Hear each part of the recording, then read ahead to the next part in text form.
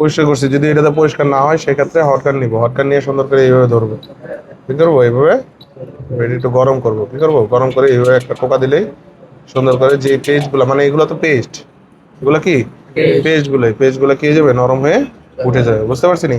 এখন দেখেন আমি এটার কি করব, এই বলগুলা প্রতিটা পায়ে, প্রতিটা বল যেন এই যেটার মধ্যে দেখা যাবে, যেই ঘরটার মধ্যে প্রতিটা বল দেখা যাবে, ওই ঘরটার মধ্যে আমার কি করতে পারি বলি, করতে হবে। এখন আমি দেখি কোনটার মধ্যে, এখন আমি তো জানি কোনটার মধ্যে বসাবো। এখন দেখেন লেখার পার্টটা আছে না, এই লেখার যে পার্টটা আছে এটা হচ্ছে আমাদের সামনের পার্ট, মানে এটা সবসময় সামনে থাকবে, আর যেটা লেখা নাই সেটা উল্টা পার্ট, বুঝতে পারছি নি?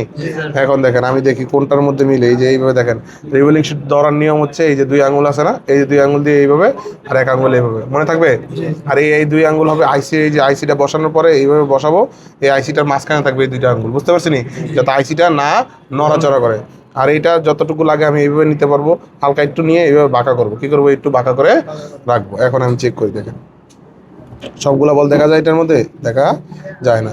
তারপরে দেখি অন্যগুলাতে দেখি, এই যে এইভাবে ধরছি, ধরে দেখবো দেখা যায় কিনা, দেখা যায় না। এখন এটার মধ্যে দেখি,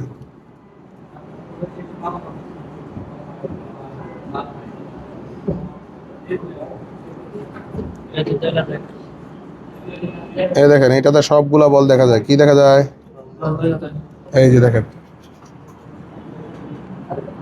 দেখা যায়নি?